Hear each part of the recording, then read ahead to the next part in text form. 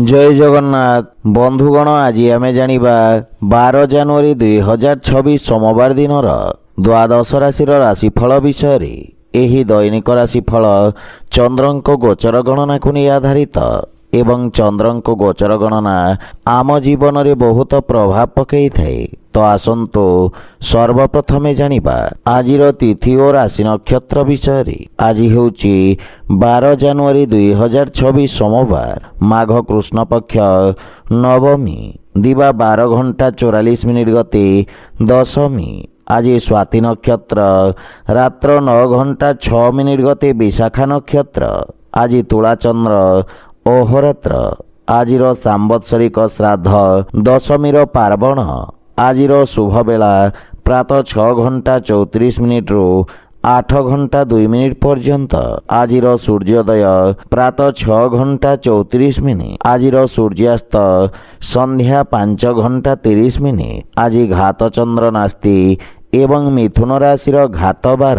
आज लाउ और कलमी शाग खाइबा निषिद्ध। तो बंधुगण आसंतु जानिबा आजिर राशिफल विषय। ता पूर्वरु आम चैनल को जो माने नुआ करी आछंती तळे थिवा लाल रंगर सब्सक्राइब बटन को दबाई आम चैनल को सब्सक्राइब करंतो ओ पाखरे थिवा घंटी बटन को दबाई ऑल रे सिलेक्ट करंतो। काहेकि ना आमे अपलोड करिथिवा प्रत्येक वीडियो नोटिफिकेशन आपण सर्वप्रथमे पाई परिबे। तो प्रथमे जानिबा मेष राशि विषय। आज आपण निज व्यावसायिक भागीदारी मानक सहयोग प्राप्त करिबे। आपणक पूर्वरु अटकी रहितवा कार्य रे गति आसीब एवं आर्थिक लाभर स्थिति विकसित हेब। विशेषज्ञ बा अनुभवी व्यक्तिंक परामर्श रे आपणक कार्यक्षेत्रर विस्तार हेब। समाज सेवारे जड़ित व्यक्तिंक प्रतिष्ठा वृद्धि पाइब एवं पारिवारिक जीवन रे जीवन साथी आपणक समस्या रे आपणको पूर्ण सहाय्य करिवे एवं जीवन साथी सहित मिलित भाव रे करा जाइथिवा व्यवसाय रे सफलता प्राप्ति हेब। पारिवारिक जीवन रे मधुरता आसीब। प्रेम संपर्क को एक नुआ रूप देवी। अविवाहित व्यक्ति मानक पई विवाह संबंधित किछि उत्तम समाचार प्राप्ति हेब जहा भविष्यत रे आपणक जीवन रे शुभतार संचार करिब। आर्थिक स्थिति क्षेत्र रे उन्नति हेब एवं आंशिक लाभ पाइबे।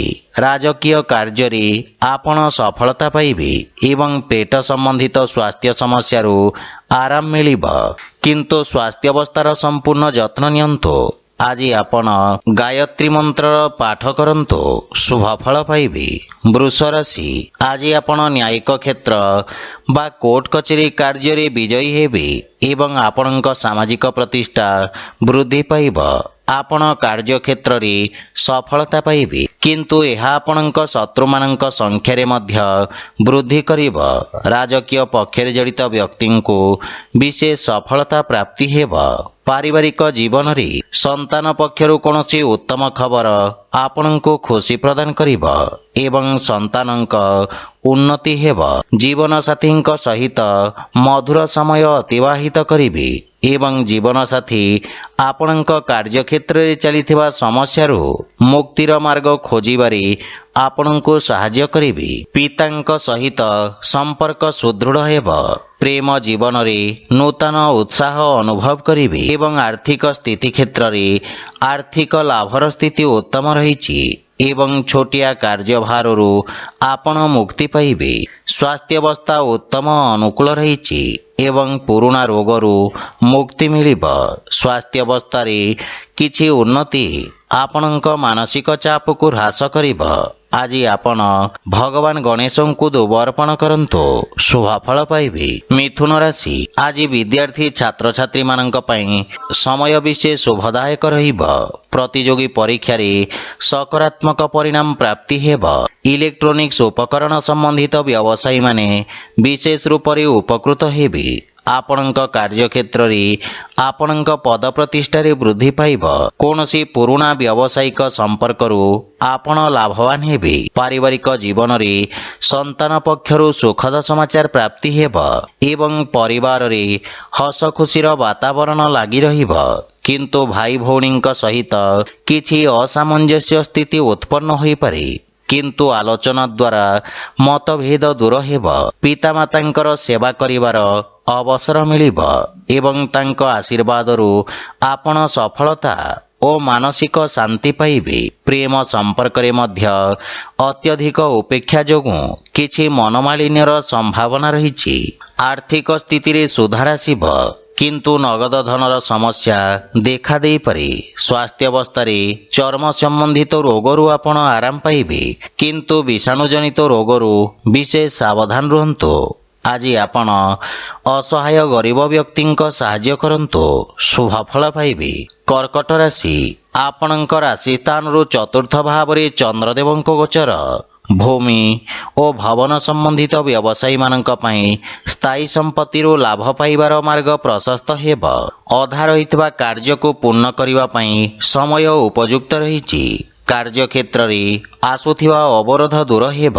ଆପଣ ନିଜ କଠିନ ପରିଶ୍ରମର ଉତ୍ତମ ପରିଣାମ ପାଇପାରିବେ ଏବଂ ଆପଣ ଆଶାବାଦୀ ରହିବେ।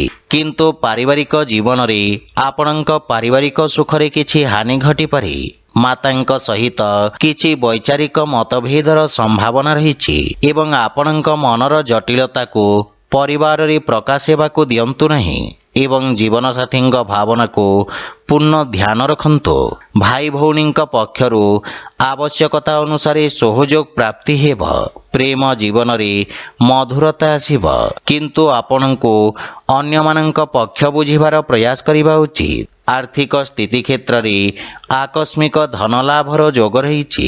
ସେୟାର ମାର୍କେଟ ବା ଲଟେରୀ ଆଦି ବିପଦପୂର୍ଣ୍ଣ କାର୍ଯ୍ୟକଳାପରୁ ଲାଭ ହେବାର ସମ୍ଭାବନା ରହିଛି। ମାତାଙ୍କ ସ୍ୱାସ୍ଥ୍ୟ ପ୍ରତି ବିଶେଷ ଧ୍ୟାନ ରଖନ୍ତୁ। ଆଜି ଆପଣ ବୃଦ୍ଧ ଲୋକଙ୍କୁ ସାହାଯ୍ୟ କରନ୍ତୁ, ଶୁଭଫଳ ପାଇବେ।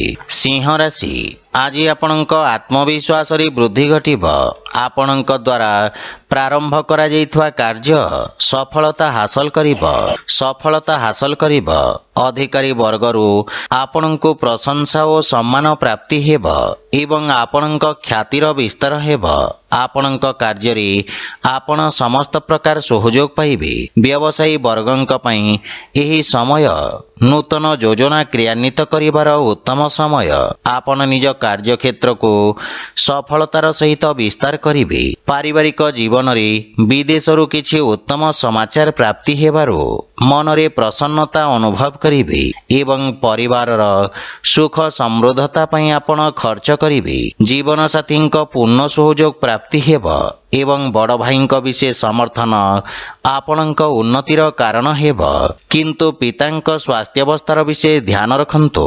ଆର୍ଥିକ ସ୍ଥିତି କ୍ଷେତ୍ରର ଉନ୍ନତି ହେବ, କିନ୍ତୁ ସମସ୍ତ ପ୍ରକାରର ଅନାବଶ୍ୟକ ଦେଖେଇ ହେବାଠାରୁ ଆପଣ ଦୂରେଇ ରୁହନ୍ତୁ, ଅନ୍ୟଥା ଧନହାନିର ସମ୍ଭାବନା ରହିଛି। ସ୍ୱାସ୍ଥ୍ୟାବସ୍ଥାରେ ଉନ୍ନତି ହେବ, କିନ୍ତୁ ସତର୍କତା ବଜାୟ ରଖନ୍ତୁ।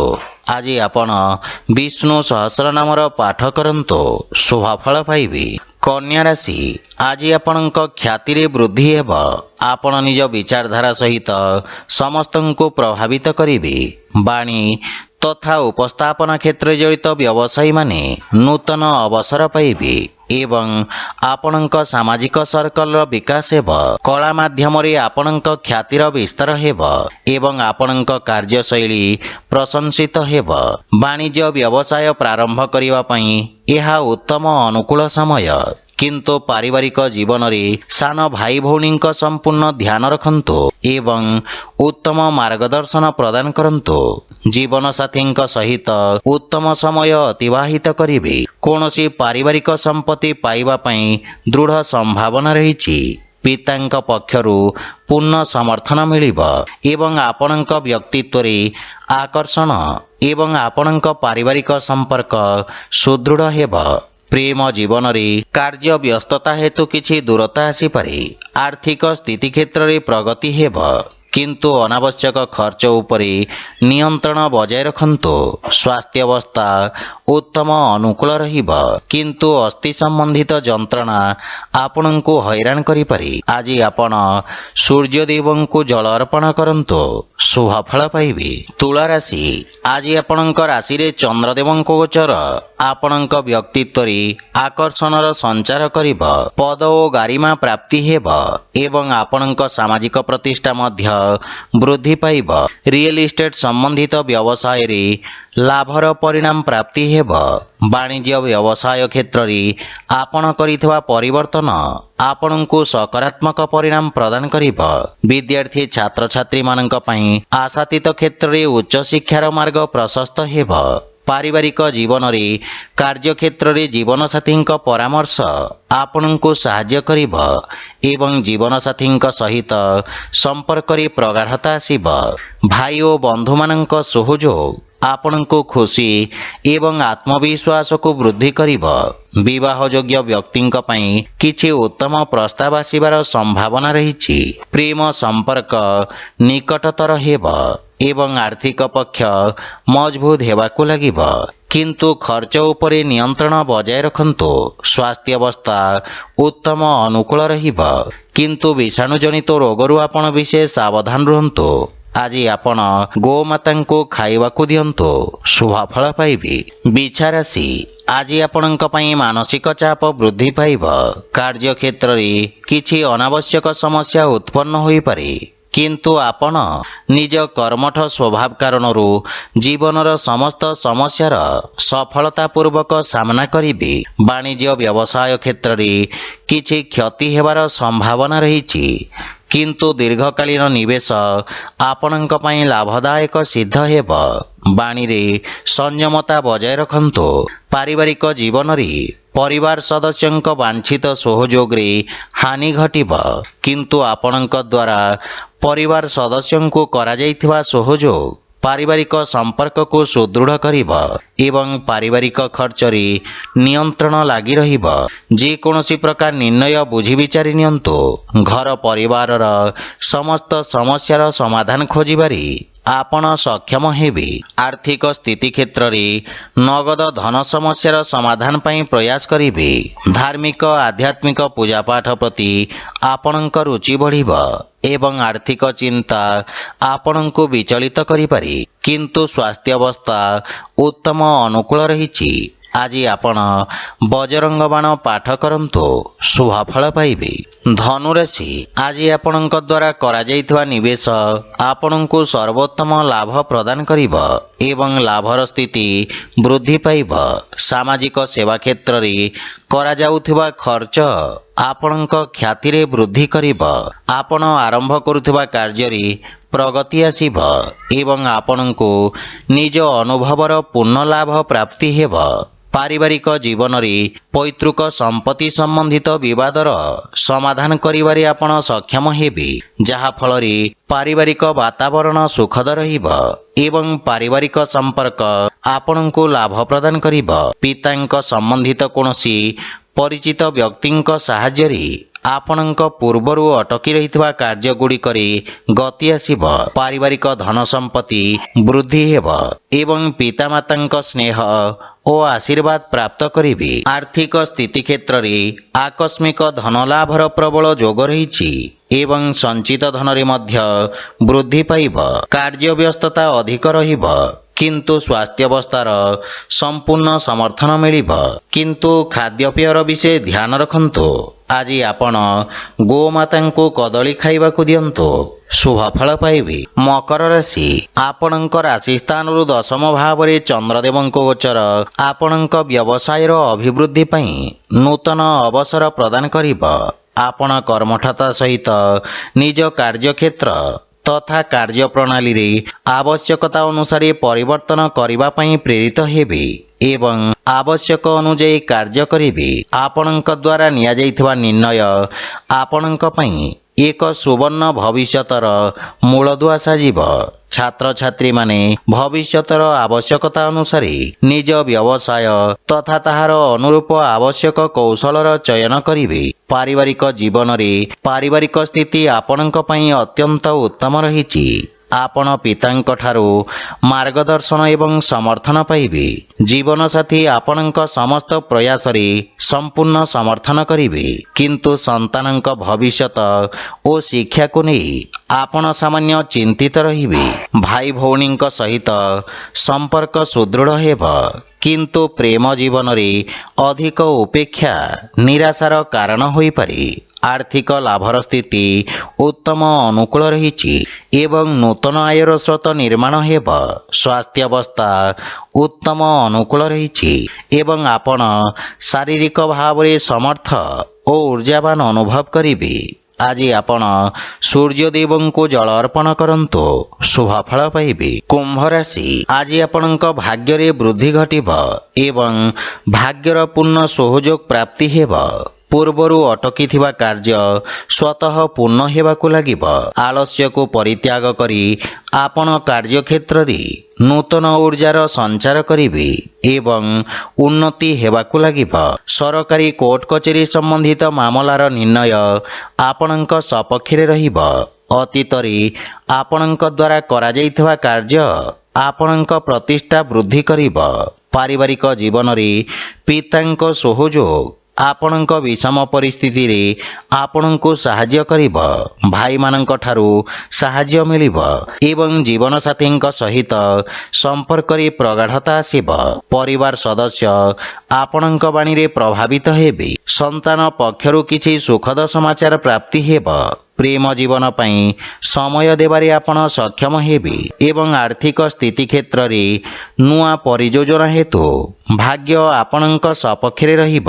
ସେୟାର ମାର୍କେଟ ଆଦିରେ ନିବେଶ କରିବା ଲାଭପ୍ରଦ ସିଦ୍ଧ ହେବ ଏବଂ ଆର୍ଥିକ ଲାଭର ସ୍ଥିତି ଅତ୍ୟନ୍ତ ଉତ୍ତମ ରହିଛି। ଅତ୍ୟଧିକ କାର୍ଯ୍ୟବ୍ୟସ୍ତତା ଓ ଅନାବଶ୍ୟକ ଖର୍ଚ୍ଚ ହେତୁ ମାନସିକ ସମସ୍ୟାର ସମ୍ମୁଖୀନ ହେବାକୁ ପଡ଼ିବ। ଆଜି ଆପଣ ବଜରଙ୍ଗ ବାଣ ପାଠ କରନ୍ତୁ, ଶୁଭ ଫଳ ପାଇବେ। ମୀନ ରାଶି, ଆପଣଙ୍କ କର୍ମକ୍ଷେତ୍ରରେ ଚନ୍ଦ୍ରଦେବଙ୍କ ଏହି ଗୋଚର କିଛି ବ୍ୟବଧାନ ଉତ୍ପନ୍ନ କରିବ, କିନ୍ତୁ ଆପଣ ନିଜ କର୍ମକ୍ଷେତ୍ରରେ କିଛି ବଡ଼ ପରିବର୍ତ୍ତନ କରିବେ। ଯୋଜନାବଦ୍ଧ କାର୍ଯ୍ୟ ସମାପ୍ତ କରି ଲାଭର ସ୍ଥିତି ପ୍ରାପ୍ତ କରିବେ। ସରକାରୀ କ୍ଷେତ୍ରରେ କାର୍ଯ୍ୟରତ ବ୍ୟକ୍ତିଙ୍କ ପାଇଁ ଉତ୍ତମ ଅନୁକୂଳ ସମୟ। ଆପଣ ଉଚ୍ଚ ଅଧିକାରୀ ଓ ସହକର୍ମୀଙ୍କ ପୂର୍ଣ୍ଣ ସମର୍ଥନ ପାଇବେ। ଦୈନିକ ବ୍ୟବସାୟୀମାନେ ବିଶେଷ ଲାଭ ପ୍ରାପ୍ତ କରିବେ। ଲମ୍ବିତ କାର୍ଯ୍ୟ ସମାପ୍ତ କରିବାର ସୁଯୋଗ ମିଳିବ ଏବଂ ସଫଳତା ମଧ୍ୟ ପାଇପାରିବେ। ପାରିବାରିକ ଜୀବନରେ ପିତାଙ୍କ ମାର୍ଗଦର୍ଶନ ପ୍ରାପ୍ତି ହେବ, କିନ୍ତୁ ତାଙ୍କ ସ୍ୱାସ୍ଥ୍ୟାବସ୍ଥାର ବିଶେଷ ଧ୍ୟାନ ରଖନ୍ତୁ। କିଛି ଅବାଞ୍ଛିତ ଭ୍ରମଣର ମଧ୍ୟ ସମ୍ଭାବନା ରହିଛି। ପରିବାରର ସମ୍ପୂର୍ଣ୍ଣ ସମର୍ଥନ ଆପଣଙ୍କ ଉପରେ ଲାଗି ରହିବ। ଆପଣଙ୍କ ବ୍ୟବହାର, କୁଶଳତା ତଥା କର୍ମଠତା କାର୍ଯ୍ୟକ୍ଷେତ୍ରରେ ସହାୟକ ସିଦ୍ଧ ହେବ।